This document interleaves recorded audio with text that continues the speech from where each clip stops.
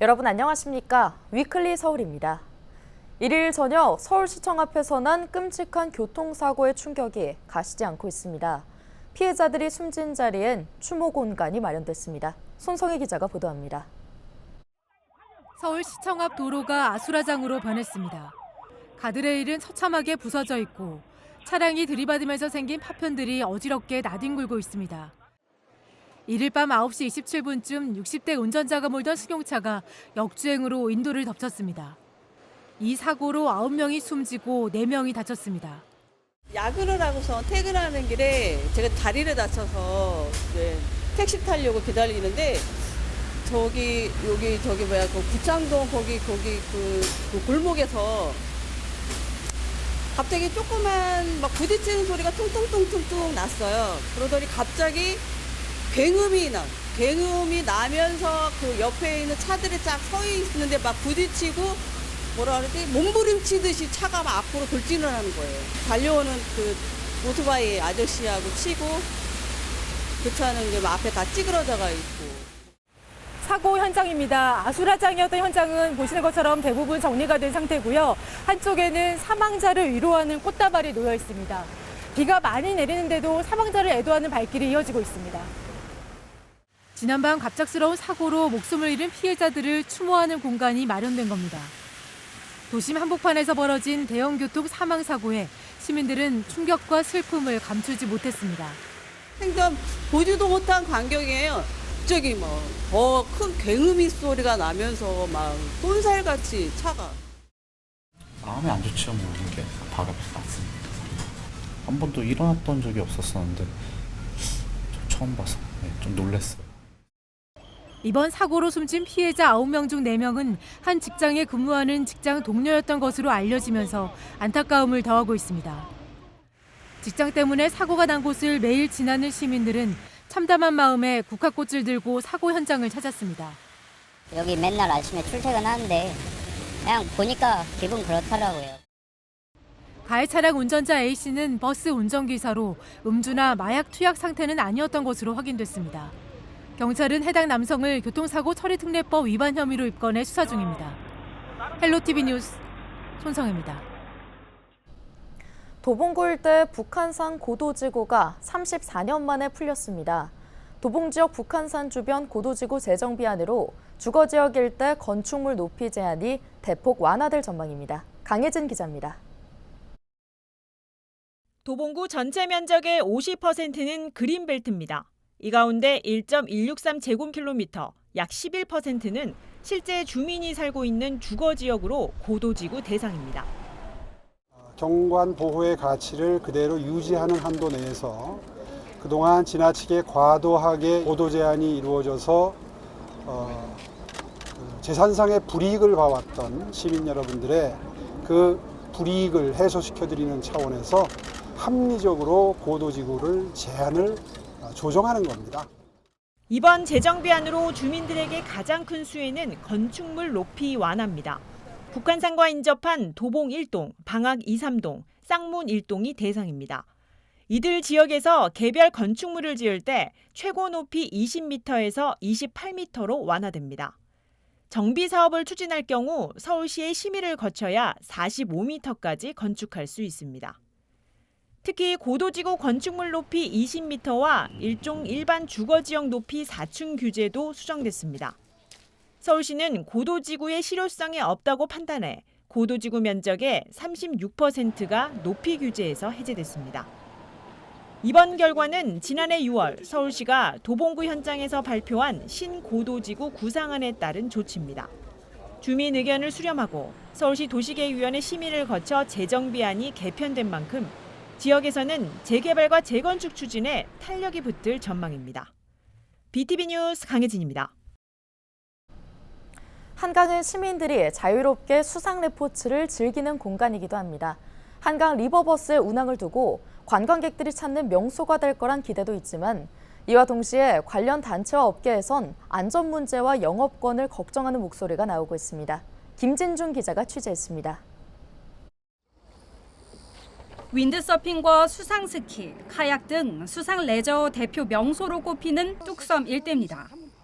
10월 예정인 서울시의 한강 리버버스 운항 준비에 기대와 걱정은 공존합니다.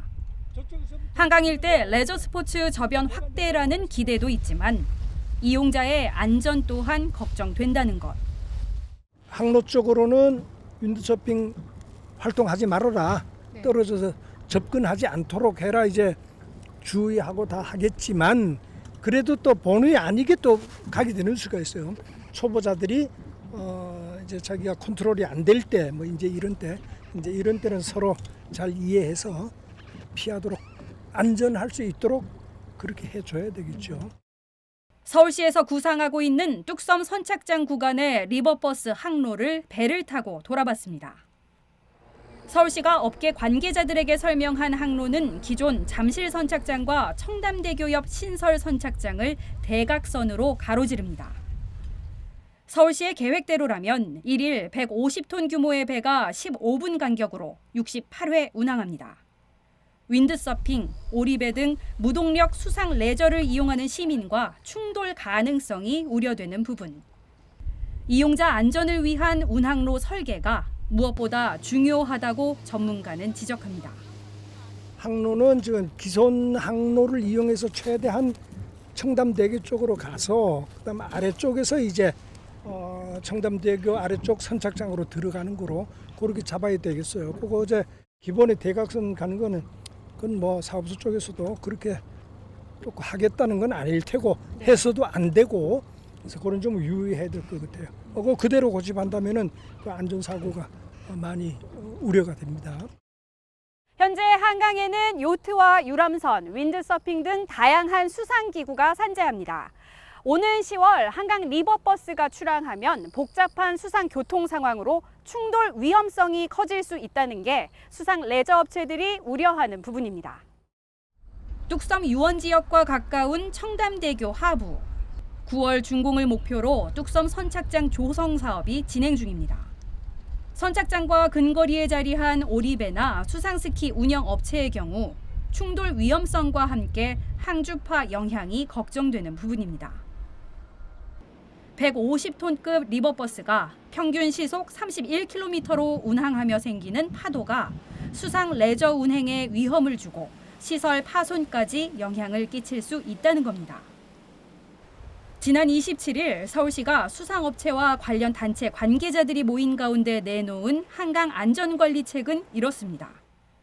안전한 항로 확보를 위해 항로 안내 시설을 정비하고 선착장 주변에 안내 부표를 설치하겠다는 것. 항주파 영향권에 드는 지역에는 저감 시설 설치를 검토하고 상습 민원이 발생하는 곳은 수상 레저 금지, 위험 구역으로 지정 운영할 수 있다는 내용도 있었습니다. 서울시는 이날 간담회에서 하천법 4조와 33조에 근거해 공공이익에 반할 경우 하천 점용 허가를 제한할 수 있다고 전한 것으로 알려졌습니다.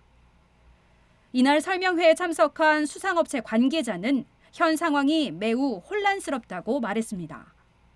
한강 리버버스 운행은 한강 일대 레저 스포츠업을 하지 말라는 말과 같다며 서울시가 허가권을 쥐고 있는 만큼 정식 인터뷰는 어려움을 토로했습니다. 한강 일대 수상 레저 업체는 대략 30곳. 출항까지 남은 3개월의 시간, 리버버스 운항에 대한 걱정을 얼마나 잠재울 수 있을지 지켜볼 일입니다. BTV 뉴스 김진중입니다.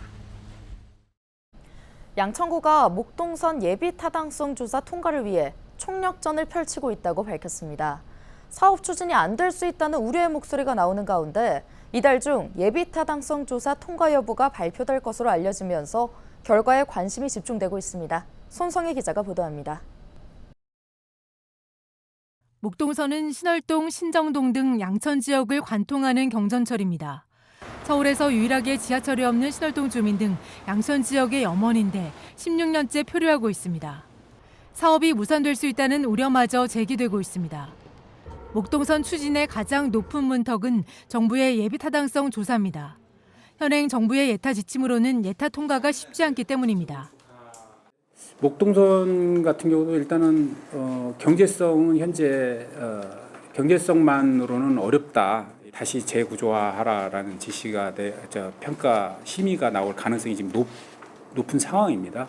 그러니까 경제성 검토에 우리 목동 아파트 같은 경우에 이제 그 인구 증가 이런 부분들이 빠져 있고. 예타 대상에 선정되고도 경제성 미흡 등의 이유로 3년 가까이 진척이 없었던 목동선. 양천구는 이달 중 목동선에 대한 예비 타당성 조사 결과가 나올 것으로 보고 있습니다. 이와 관련해 양천구는 지난 3일 이기재 양천구청장이 사업 주체인 서울시를 찾아 목동선 예타 통과 전략을 논의했다고 밝혔습니다. 면목선하고 같은 수준으로 어떤 이렇게 기존에 이제 국토부를 통해서 예타 대상으로 건의했던 수준의 목동선도 같은 전략을 구축한 걸로 알고 있습니다. 차량을 철도 차량, 그 바퀴가 원래는 고무 차량에서 철도 차량으로 바꾸면서 수송 능력을 좀 높인다든지 여러 가지 대책을 강구한 걸로 알고 있습니다. 양천 지역 교통 수요는 목동 아파트 재건축, 서부 트럭터미널 복합단지 조성 등의 영향으로 지속적으로 증가할 전망입니다. 양천구는 대중교통망이 확충되지 않을 경우 최악의 교통난이 빚어질 것으로 우려하고 있습니다.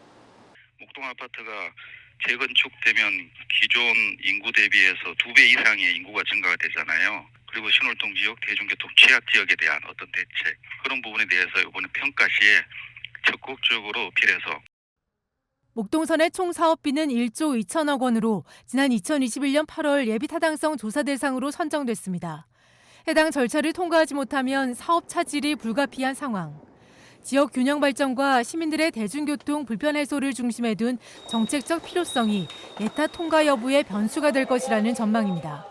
헬로티비 뉴스 손성혜입니다. 은평구의회가 은평구의 관행적 수의계약 행태를 강하게 질타했습니다. 이동식 의원은 지난달 26일 열린 정례회 본회의에서 수의계약 개선을 통한 지역경제 활성화를 주제로 5분 발언에 나섰는데요. 이 의원은 사업 목적에 맞지 않는 업체 선정, 가격 검증 미흡 등 부적절한 수의계약 관행이 만연해 있다고 지적했습니다. 관내 소재 업체와의 수의계약 미체결의 사유에 관내 등록된 일종 나무병원 업체가 없다고 기재되어 있습니다. 은평에는 2023년 2월 일종 나무병원으로 등록된 관내 업체가 있습니다.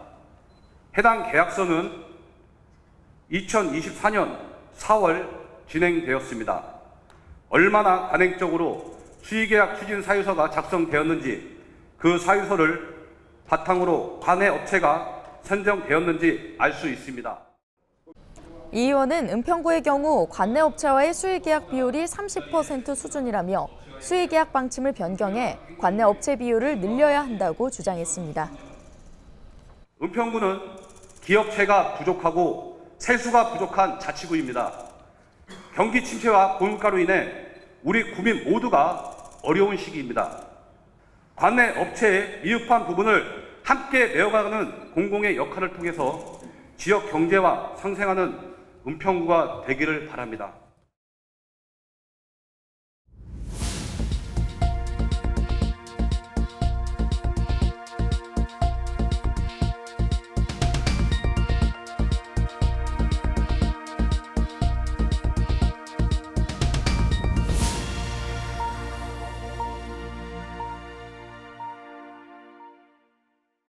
최근 소아와 청소년을 중심으로 호흡기 감염병인 백일해가 유행하고 있는 가운데 폐렴과 수족구병 등 각종 세균성 감염병들이 잇따라 유행 조짐을 보이고 있습니다.